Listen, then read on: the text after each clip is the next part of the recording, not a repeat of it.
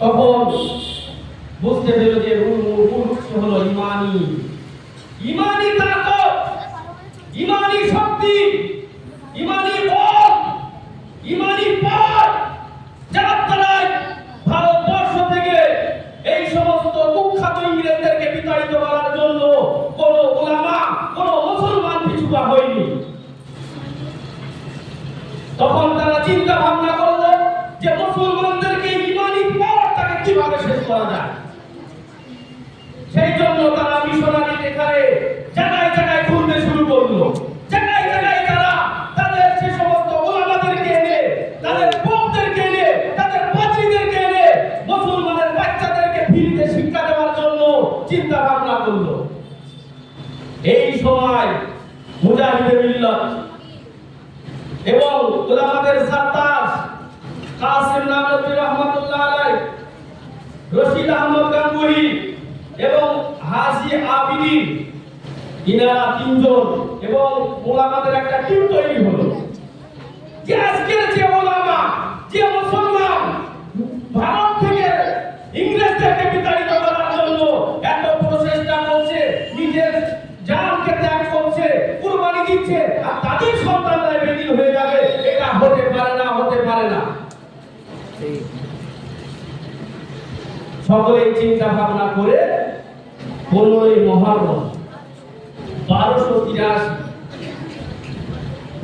30শে মে 1888 খ্রিস্টাব্দে দারুল উলুম নামক একটা ছোট্ট শিক্ষা প্রতিষ্ঠান প্রতিষ্ঠিত হলো।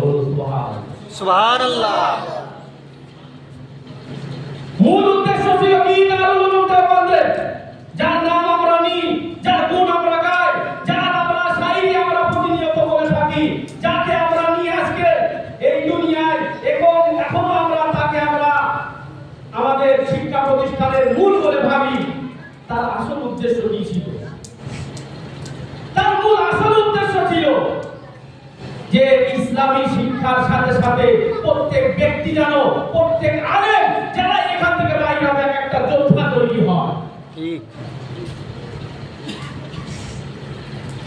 ইসলামী শিক্ষাটাকে টিকিয়ে রাখার জন্য যেমন তারা চেয়েছিল যে ইসলামিক শিক্ষাটাকে দূর করতে পারলে, মানুষ বেদুইন হয়ে গেলে, মানুষের মধ্যে যদি দিন ধর্ম কিছুই না থাকে, ইমানি পাওয়ার না থাকে, ইমানি যদি শক্তি না থাকে, তাহলে মানুষকে যখন তখন পথভ্রষ্ট করা সহজ।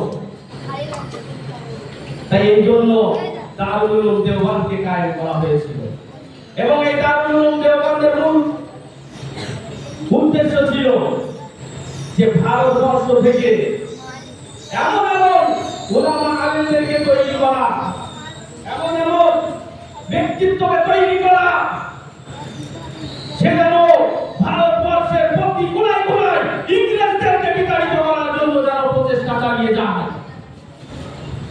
এটাই ছিল হলো ভারতবর্ষের দারুল উলুম দেওবন্দের একটা প্রচেষ্টা।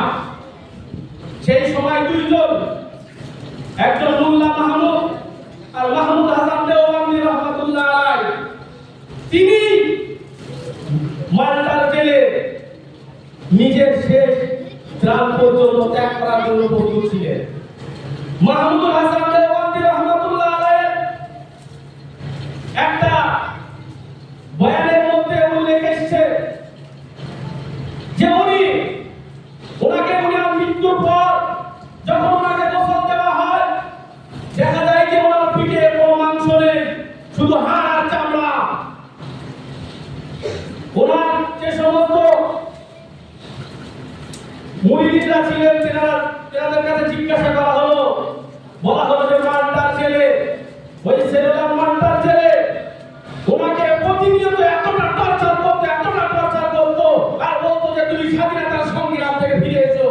কিন্তু তিনি বলতেন, শোনেন, আমি যদি বৃদ্ধ হয়ে যাই, আমি যদি শেষ হয়ে যাই, চলাফেরার মতো যদি আমার ক্ষমতা না থাকে, তারপরেও আমি আমার শাগিরদেরকে বলবো, আমি আমার মুরিদদেরকে বলবো, চারটে খাটিয়ার, একটা খাটিয়ার উপরে চারটি কোণা ধরে ভারতবর্ষের বিভিন্ন কোণায় কোণায় নিয়ে চলো,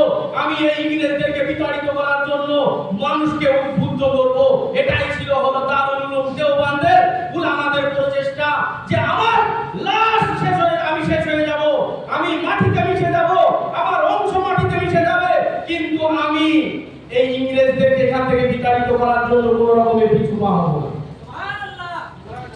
এটাই ছিল দারুল উলুমের প্রচেষ্টা। এই দারুল উলুম দেওবন্দ থেকে এমন এমন উলামারা তৈরি হয়েছে, হুসাইন আহমদ মাদানী রহমাতুল্লাহ আলাইহি, যিনারা প্রতিনিয়ত ভারতবর্ষ থেকে ওই ইংরেজদেরকে বিতাড়িত করার জন্য চেষ্টা করেছে। তো এই দারুল উলুম দেওবন্দের পরিকল্পনার মধ্যে এটাই যে এখন এইরকম সমাজের প্রতিনিধি লোক তৈরি হোক যারা তার নিজের এলাকায় গিয়ে যেন প্রতিনিধিত্ব করতে পারে। আগে ছিল ইংরেজদের বিরুদ্ধে মোকাবেলা করা, এখন মোকাবেলা করতে হবে বেদাতের বিরুদ্ধে। এখন মোকাবেলা করতে হবে যে সমস্ত গোমরা প্রতিষ্ঠিত হয়ে আছে সেগুলোকে দূর করার জন্য। আর সেটাই হলো দারুল উলুমের প্রচেষ্টা। আর সেই প্রচেষ্টা আমাদের মালতীপুরের জামিয়া ইসলামী।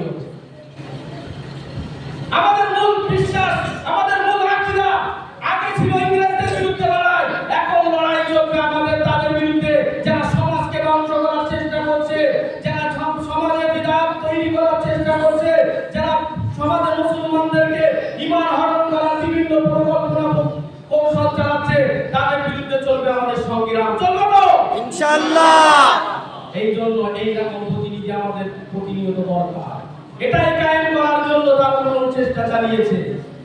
দারুল উলুম শুধু একটা শিক্ষা কেন্দ্র নয়, দারুল উলুম শুধু একটা ইলমের শিক্ষা কেন্দ্র নয়। সমাজ পরিচালনা করা, দেশ পরিচালনা করা, সমাজকে সুষ্ঠুভাবে মুসলমানকে বসবাস করতে দেওয়া, সমাজের সমস্ত রকমের কুসংস্কারকে দূর করার মূল উদ্দেশ্য ছিল দারুল উলুম দেওবন্দের। ঠিক।